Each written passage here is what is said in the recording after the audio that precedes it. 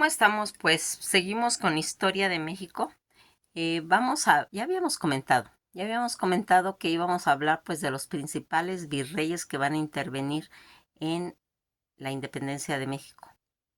Y pues queremos hablar de Juan José Ruiz de Apodaca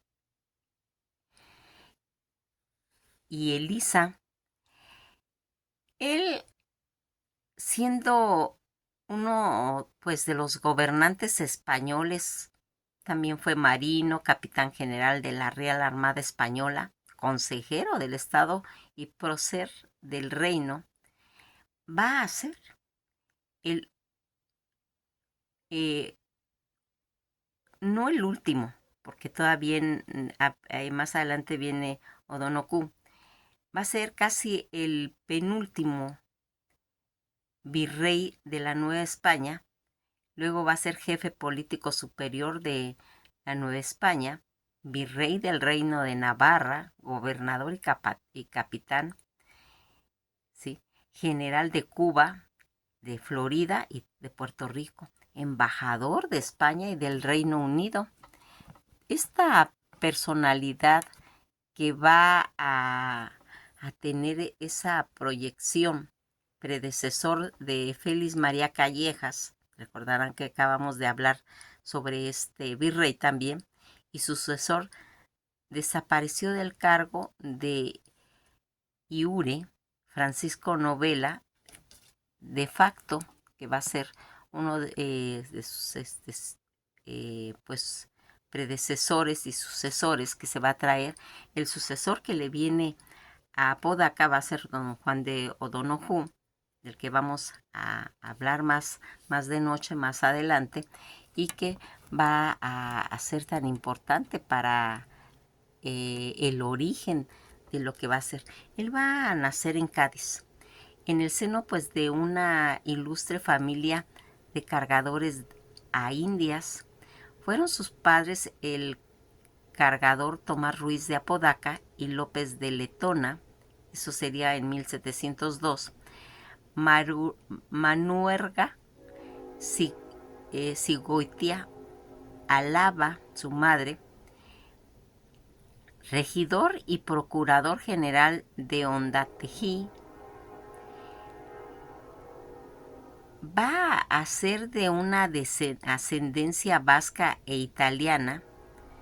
Sus hermanos Sebastián y Vicente pues fueron también ellos militares, teniente general de Intendencia Real de la Armada respectivamente, e ingresados los tres a la Orden de Calabatrava. Toda esta carrera en la Real Academia de la Armada, que va a entrar como caballero de Guardia Marina en la campaña del departamento de Cádiz. Eso pues sería pues el día 7 de noviembre de 1767.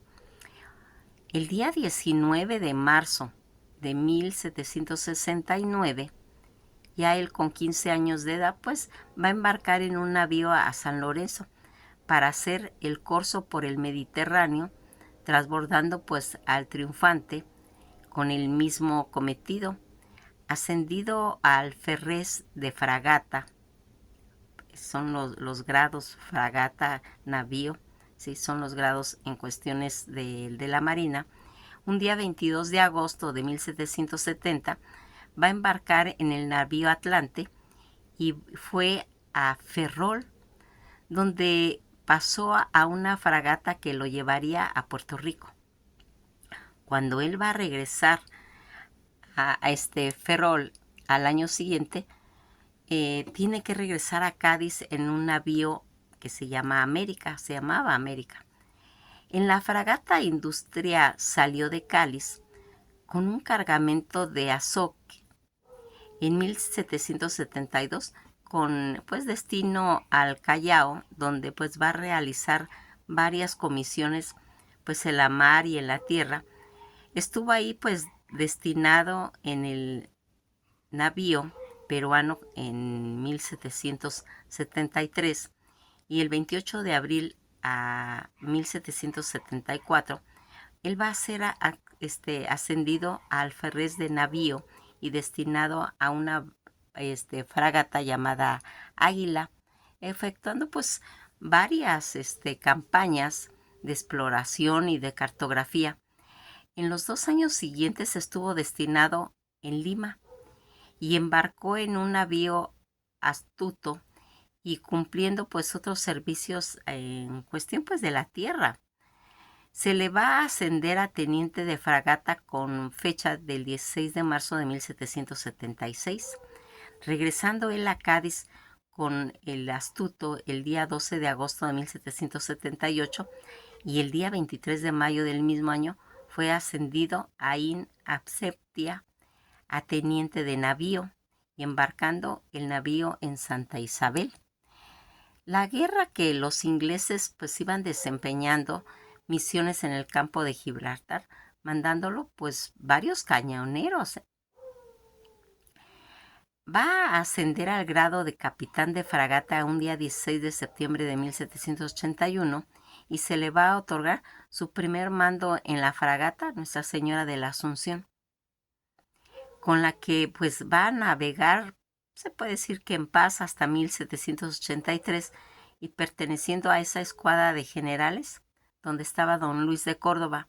Con la misma fragata va a tomar viajes con destino a las Islas Filipinas para pues llevar la noticia de paz regresando a Cádiz. Al año siguiente, precisamente fíjense en que cuando regresa él a Cádiz, desde cuando venía de las Islas de Filipinas, que sería en 1784, redactó en sus memorias sobre el modo de forrar de cobre los buques. El 23 de octubre de 1783 fue aprobado su expediente para que profesara como caballero de la Orden de Calatrava, en donde llegaría a ser comendador del Bellaga y Algagar, pagos situados cerca del municipio de Illana. Todo esto, cuando llega él al 28 de febrero de 1788, va a ser ascendido a capitán de navío y va a obtener al año siguiente el puesto de mayor general de la escuadra de evoluciones del mando del general Tejada y embarcado en el navío de la línea de San Telmo.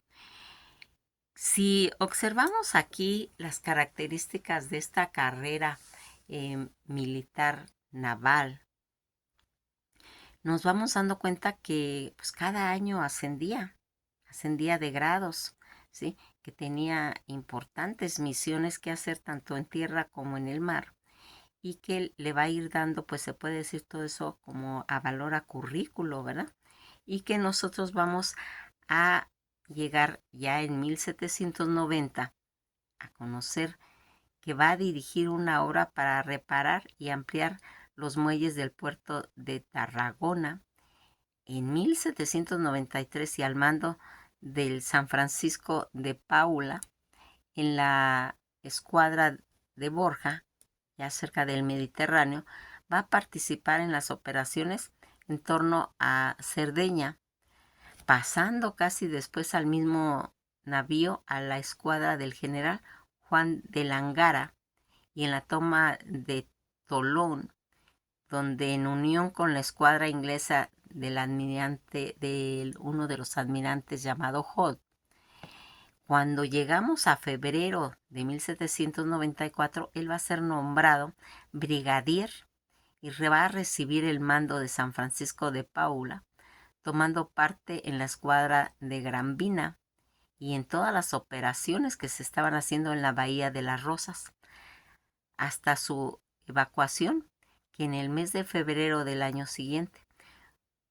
En 1793 se puso al mando del navío San Agustín y comenzó, pues se puede decir, una nueva guerra contra los británicos.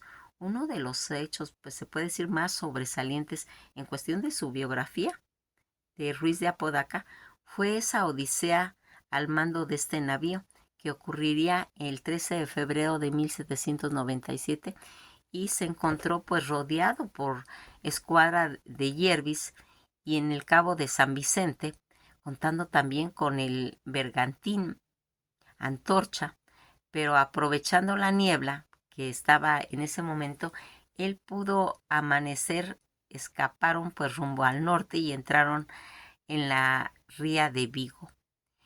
En ese mismo mes, en julio de ese año, van a entrar a la ría 2 navíos, 3 fragatas y 2 bergantines británicos, que todos al mando del comodoro Samuel Hood.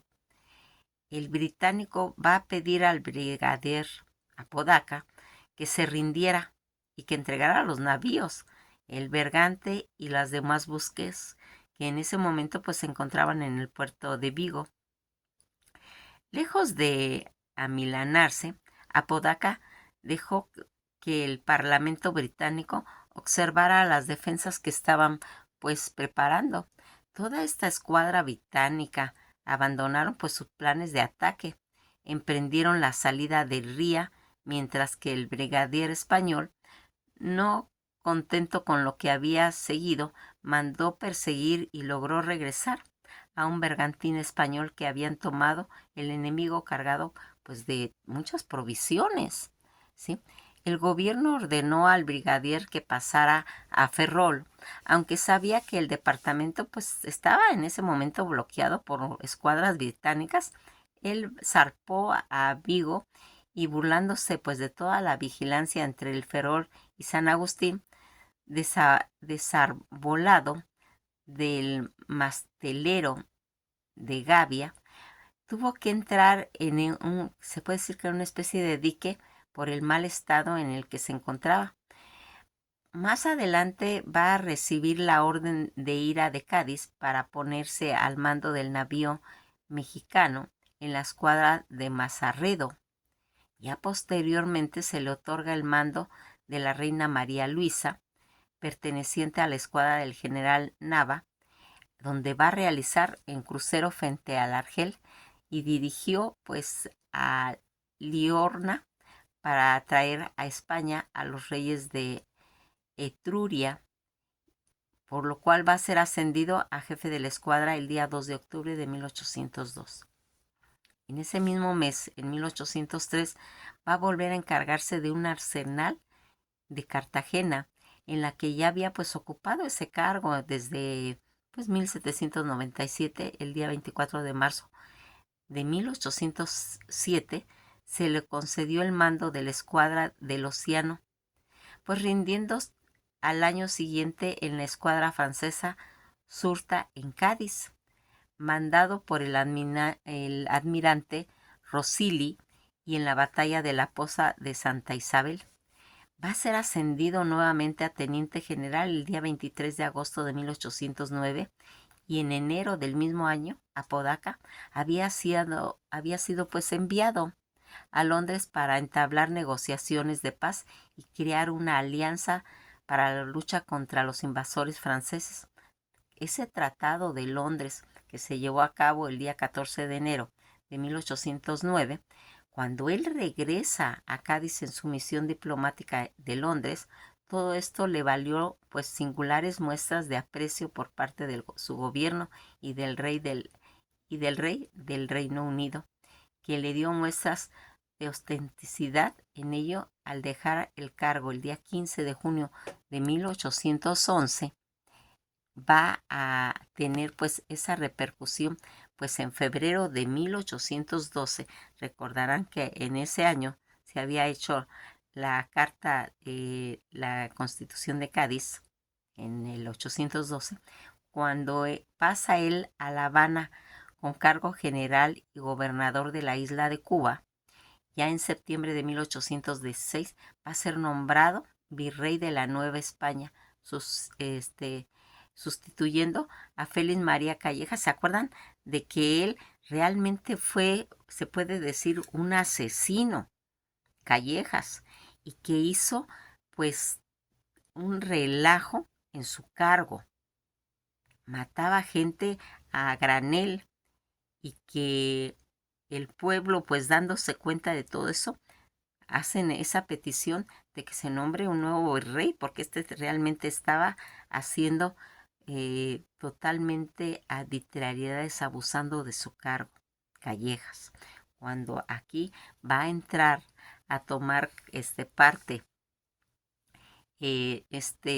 Juan Luis de Apodaca, sustituyendo a Félix María Calleja el 20 de septiembre, recibió el mando de su predecesor en un turbulento momento pues histórico, como ya habíamos visto cuando vimos la historia de Félix María Callejas en los movimientos de la cuestión de la independencia de México, que se extendía pues por todo el territorio ultramarino de España. Este nuevo virrey ofreció el indulto porque fíjense que este virrey va a tener unas características sobresalientes. Va a prohibir que se fusilen a los insurgentes, que se termine todo ese proceso de la Inquisición, y va a traer unos cambios tan favorables y tan sabiamente ejecutados, ¿sí?, que le va a ganar el aprecio y el reconocimiento de sus funciones en América. Cuando este personaje va a ofrecer el indulto a los insurrectos, su carácter inclinado a la comprensión y a la clemencia va a producir pues muy buenos resultados. Millares de insurgentes aceptaron el perdón y tan solo Vicente Guerrero en el sur y Guadalupe Victoria y Nicolás Bravo en Veracruz perseveraron en su rebeldía contra la corona. Apodaca dio la orden de la rebelión prisionera. Bajo ninguna circunstancia debían ser ejecutados sumariamente y prohibió a los muchos, pues también entre las cosas que hizo, se puede decir chuscas, prohibió a los muchachos que volaran sus cometas, porque eso representaba un serio peligro, ya que los hacían desde las azoteas. Revisó las cuentas y encontró que Callejas les había llevado con mucho cuidado, pagó la deuda pública, fíjense, suspendió los empresitos y restringió los ingresos y la recaudación de aduanas, impuestos y otras cuantas normas de Hacienda. Igualmente rehabilitó el comercio y la minería tanto como pudo. La sociedad en general pues empezó a sentir simpatía por el virrey y parecía que la rebelión iba apagándose por completo cuando se supo que en la Nueva España el día 17 de abril de 1817 había desembarcado 3 barcos en Soto la Marina. Tamaulipas, el guerrillero liberal Martín Javier Mina y 308 voluntarios procedentes de Londres y Nueva Orleans. Mina hizo público un manifiesto afirmando que no combatía la soberanía española en su territorio de ultramar, sino que la tiranía del rey Fernando VII. No obstante, se autoproclamó general del ejército auxiliador de la República Mexicana y un día 24 de mayo va a empezar a avanzar hacia el interior del país para unirse a los insurgentes Pedro Moreno en el fuerte del Sombrero al noreste de Guanajuato. Apodaca va a enviar contra Mina y sus aliados una fuerte columna al mando del mariscal de campo Pascual Liñán, quien después de una activísima campaña hizo prisionera a Javier Mina en el rancho Los Venaditos, cerca de Silao, el día 27 de octubre, y por esa victoria siguió pues la costumbre napoleónica tan en boga. El virrey fue nombrado conde del Venadito, título que se le suscitó por numerosas burlas, incluyendo la llamada a su esposa la Venadita. Con Mina fusilado, porque aquí vamos a aclarar una cosa que es muy importante. ¿Por qué va a ser fusilado Francisco Javier Mina por Apodaca si él había prohibido esos fusilamientos? Pues lo manda a fusilar por traidor, pero no a traidor a la causa insurgente de la independencia de México, sino porque él era español, Mina, y él consideró que había sido traidor a España y que esa situación no la podía pasar por alto. Y por eso es que autoriza el fusilamiento de Francisco Javier Mina, ¿sí?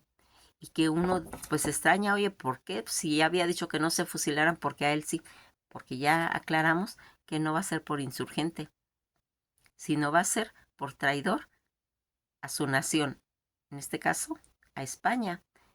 Una de las situaciones en las que se va a hacer ese fusilamiento, que sería el 11 de noviembre, la insurrección parecía nuevamente haber llegado a su fin.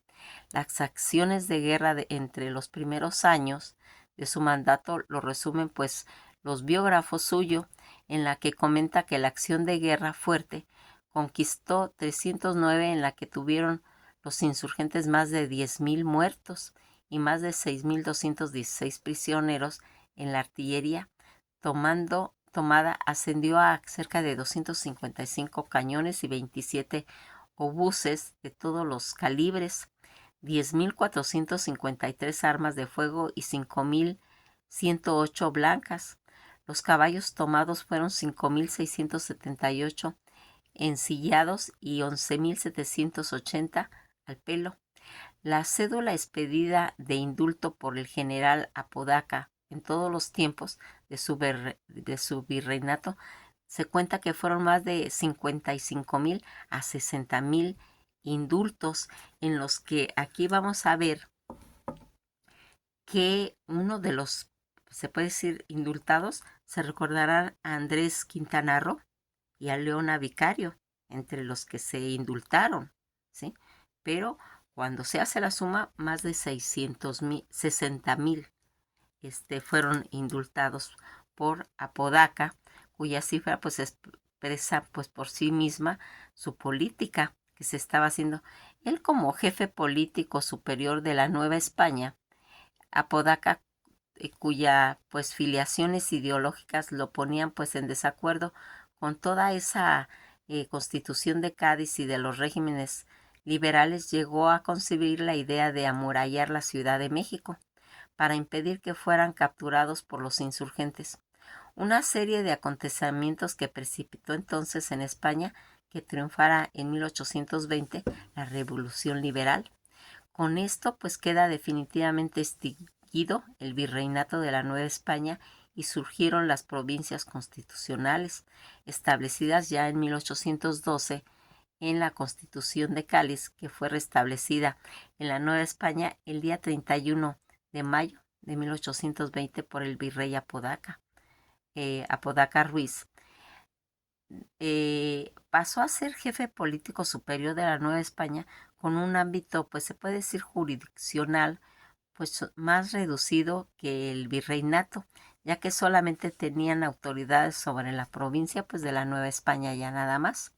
En la Nueva España, el coronel Agustín de Iturbide, que había estado luchando contra los insurgentes mexicanos, al enterarse, al igual que otros, del restablecimiento de la Constitución Española de Cádiz, participó en toda la conspiración de Profesa, que vamos a hablar acerca de esta conspiración, dirigida y obstaculizada por dicha constitución. Se va a implantar en la Nueva España los conspiradores que lograron que Apodaca nombrara a Iturbide comandante de las tropas del sur, quien pactó con el famoso abrazo de Acatempan, en la que recordarán que mencionamos eh, ese abrazo donde cuando hablamos del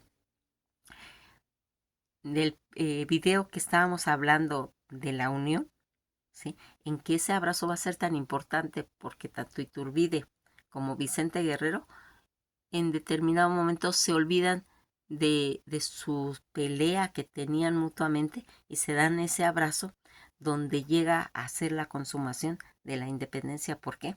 Porque aquí alguien tenía que ceder y cedió Vicente Guerrero, y dando origen a que se consumara la independencia. Por eso era tan importante que habláramos de la desintegración, tanto política como familiar, como cósmica. Tiene que haber unión para que se pueda consumar ideales tan profundos como se va a hacer en este abrazo de Acatempan con Vicente Guerreros e Iturbide en cuestión de la independencia mexicana. Apodaca tuvo conocimiento de la sublevación de Iturbide en febrero de 1821 y el día 5 de junio de 1821 Apodaca fue dispuesto del cargo de jefe político superior, pues mediante un golpe de Estado efectuado por mandos militares españoles que de factor nombraron mariscal de campo a Francisco Novela como virrey, pues se puede decir provisional, con la retirada de los españoles de la Ciudad de México. Apodaca tuvo también que abandonar la Nueva España y embarcar con su familia a Veracruz en un navío llamado Asia. Partieron hacia La Habana en octubre de 1821. En sus últimos años, después de informar al rey, permaneció en Madrid en 1823. Se le encomendó volver a La Habana para preparar la reconquista de México, pero su mala salud pues se lo va a impedir. Y en 1826 fue nombrado consejero del Estado y el 1 de mayo de 1830 se le promovió a la dignidad de capitán general y director de la Armada. Él va a morir en Madrid un día 11 de enero de 1835, cuando estaba a punto de cumplir casi los 81 años de edad. Causó su muerte un sentimiento general, disponiéndose que hubiera siempre en la Armada un buque llamado Conde del Venadito. En el mes de septiembre de 1862, que los restos de tal esclarecido general y patricio reposan ahora en el Panteón de Marinos Ilustres, siendo autorizado su hijo a instalar un sarcófago para encerrar sus cenizas mientras se efectuaba un gastón de Irriante. Mandó a colocar en su lugar correspondiente una lápida del recuerdo del desaparecido. No bien se hizo el traslado de los restos, no faltaron en la actualidad sino levantarle pues el mausoleo que estaba haciendo. Todas esas condecoraciones que él tuvo de comendador de la Orden de Calatrava, Cruz de la Real y Distinguida Orden Española de Carlos III, la Cruz Real y Militar de la Orden de San Fernando y Gran Cruz Real y Militar de la Orden de San Hermenegildo, predecesor virrey de la Nueva España de 1816 a 1820, sucesor desapareció a cargo de, en su periodo, va a desaparecer el cargo de virrey, va a tomar más adelante jefe político, sucesor, cuando él se va, a Francisco Novela, que habíamos quedado que estaba como pues un virrey interino, y que Apodaca había pues había sido su predecesor, Callejas, en la que vamos viendo toda esta situación. Se puede considerar que Apodaca fue un buen virrey. Fue un virrey que trajo paz a la Nueva España, trajo conceptos tomado por toda su experiencia militar marítima, en la que él se dio cuenta que no se tenía que estar peleando y que se tenía que unir esos conceptos, y al empezar a hacer todos esos indultos, porque era tan fácil como llegar y decir me acato a este sistema y y acepto que se me indulte, automáticamente quedaban tranquilos, ya no se les perseguía, ¿sí?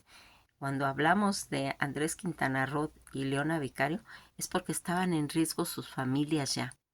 Ya era una situación en la época de la primera etapa de la independencia en que ya estaba arriesgándose la vida de las familias de los Quintana Roo, ¿sí? Y por eso ellos van a aceptar ese indulto que no aceptó ni Guadalupe Victoria ni Vicente Guerrero entre ellos, ¿sí? Y que va a hacer, se puede decir, historia de que un virrey tenga a bien traer la paz a una nación que estaba surgiendo y que gracias a su aportación de él hubieron cambios muy favorables. Nos quedamos hasta aquí y vamos a seguir más adelante hablando de cuestiones que nos van haciendo que comprendamos más bien lo que está sucediendo a través de la independencia de México. Que pasen un bello día y esto ha sido todo por hoy.